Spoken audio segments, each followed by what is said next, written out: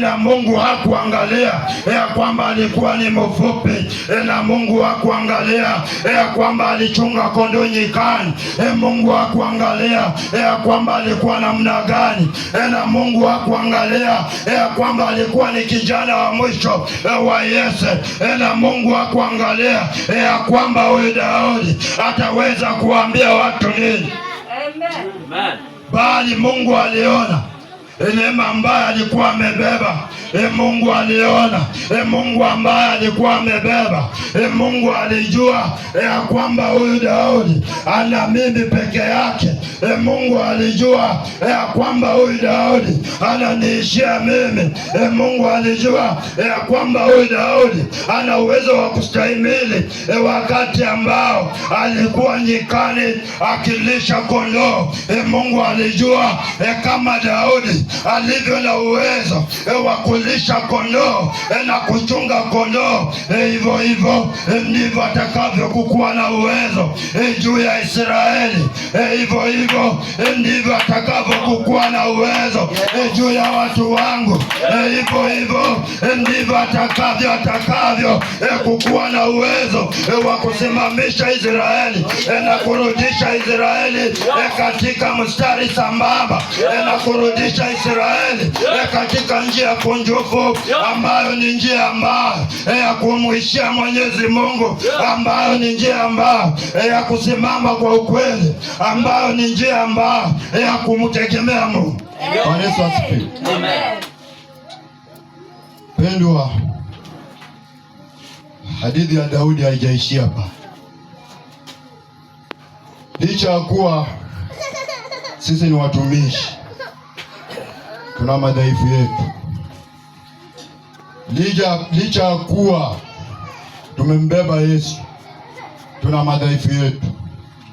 Hata Yesu mwenyewe mwana wa Mungu alifika mahali akaona mateso yamezidi, akaona uchungu umekithiri, akaona ya kwamba, akalia akamwambia Mungu ya kwamba, Bwana, kama itakupendeza ukaniondolee kikombe hiki. Hii ina maana ya kwamba Yesu pia yeye alikuwa amechoka na mateso. Kila mtu basi ana madhaifu yake. Basi Daudi ana madhaifu yake, lakini Daudi alikuwa amebeba roho ya kipekee. Licha ya kuwa alikuwa na madhaifu, lakini Daudi alikuwa ni mfalme ambaye alipomtenda Mungu dhambi alikubali.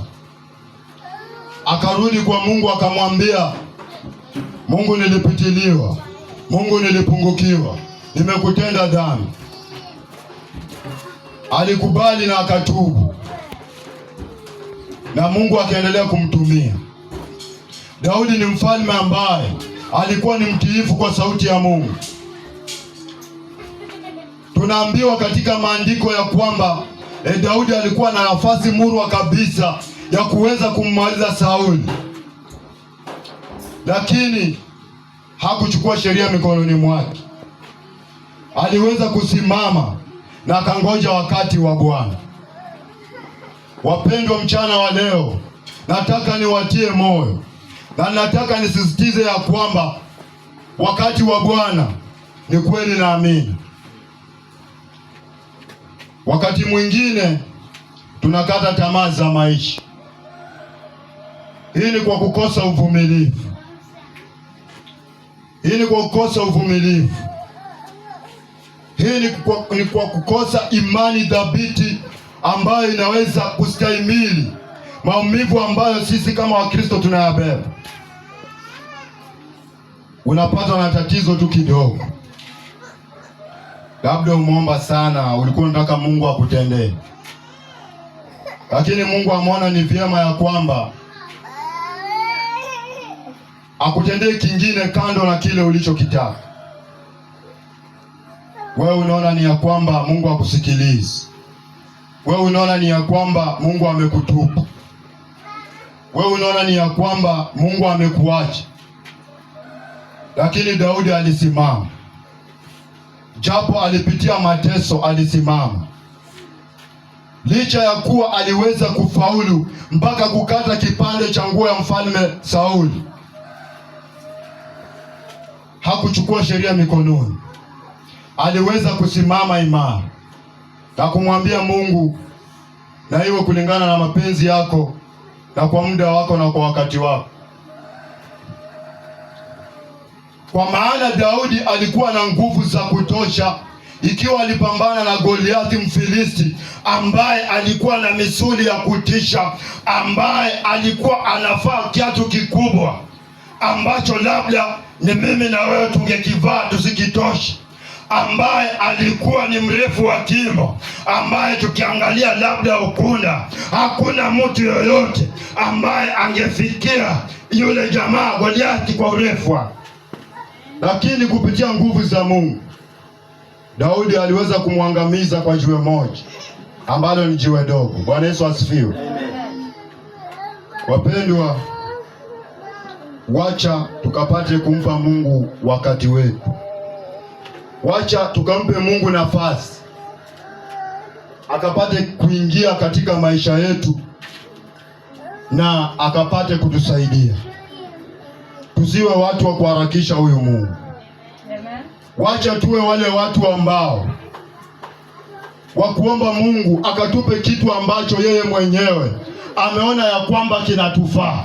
Tusiwe watu ambao tunaomba Mungu atupe kitu ambacho tunakihitaji. Na wapendwa, hapo ndipo tunapotelea. Tunamwomba Mungu atupe tunachokihitaji, na ndio anakuangalia, anaona ya kwamba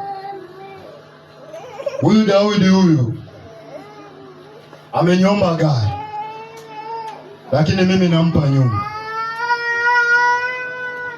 Wewe unasahau ya kwamba ile nyumba ambayo Mungu amekupa inatoka kwake. Unaangalia ya kwamba nilimuomba gari, mbona amechelewa kunipa gari? Na ile hali Mungu ameona ya kwamba ni vyema aanze na kukupa ile nyumba, ndiposa akakupe na gari pia baadaye. Bwana Yesu asifiwe. Amen. Kama vile Daudi alivyokuwa mdogo, haijalishi JPC ni ndogo kiasi gani, haijalishi JPC Makongeni inaabudia Mungu wapi, kwa maana Mungu aliye mbinguni haangalii udogo. Mungu aliye mbinguni haangaliwa na viti vingapi.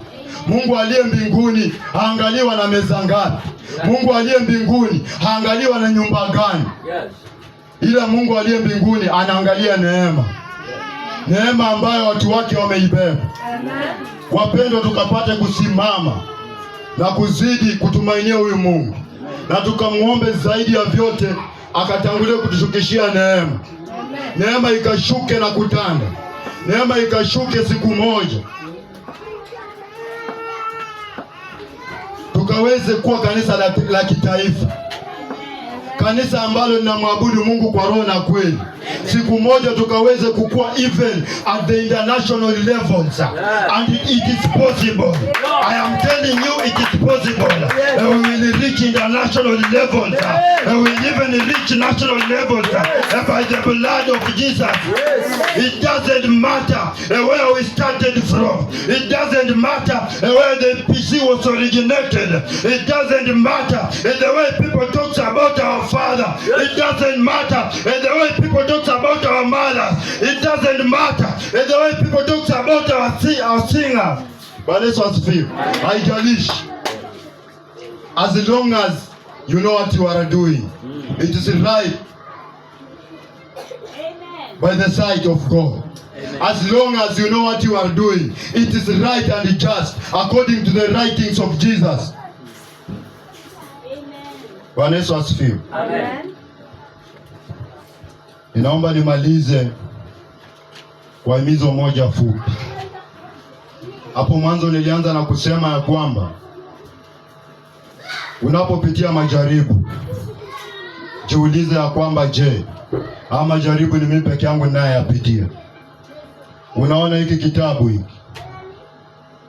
kina zaidi ya watumishi wa Mungu wengi sana. Tukianza kuhesabu hakika makuhani wa Bwana labda tutamaliza siku mbili. na kila kuhani wa Bwana, kila mtume wa Bwana kwenye hiki kitabu aliyapitia mateso. Kwa hivyo mpendwa, unapopitia majaribu, unaposoma hiki kitabu, jiulize, je, mimi ni bora kuliko Yohana? Je, mimi ni bora kuliko Yesu mwana wa Mungu? Ama je, mimi niko bora kuliko Danieli? Au je, pengine niko bora kuliko Yohana na James? Bwana Yesu asifiwe. Usikuwe mtu wa kwanza kuuliza Mungu maswali. Unapojaribiwa mpendwa, chukua nafasi yako, mwambie Mungu na iwe kulingana na mapenzi yako, na ikaweze kufanyika sawa sawa na mapenzi yako. Kwa sababu wakati mwingine tunaweza kata tamaa, tukamwomba Mungu, tukafikiria tunamwomba Mungu akatusaidie, lakini pengine tukakosa kusaidiwa kwa sababu ya zile kauli ambazo tumezikata hapo awali. Wapendwa, tuwe makini sana. Tuwe makini kwenye neno la Bwana. Tuwe makini kwenye kazi ya Bwana. Na wakati ambao ulijitolea ukasimama, labda alikuwa ni baba yangu hapo, ama alikuwa ni mama zangu pale, ama ulikuwa ni kwenye crusade pale nje, ukakubali ya kwamba utabeba msalaba huu, huwa anasema neno moja mimi: forward ever, backward never. Because the moment you start turning back, hapo ndio shetani anaingia na anakumaliza kabisa. Na the moment you start turning back, kurudi katika ile nafasi, kurudi katika ile neema ambayo Mungu alikuwa amekufikisha, wapendwa, itakugharimu sana. Itakugharimu sana. Huenda ikakugharimu miaka 5. Hatujui, huenda ikakugharimu maisha yako yote. Unapojitolea kutembea na Mungu, tembea na Mungu. Unapojitolea kusimama na Mungu, simama na Mungu. Na tukajitolea katika kazi ya Bwana. Na tukajitolea katika kazi ya Bwana, na tukasukume kazi ya Bwana na gurudumu lake likaende mbele. Tukifanya hivyo wapendwa, si uongo, tunaenda mbali. Si uongo, tunaenda mbali.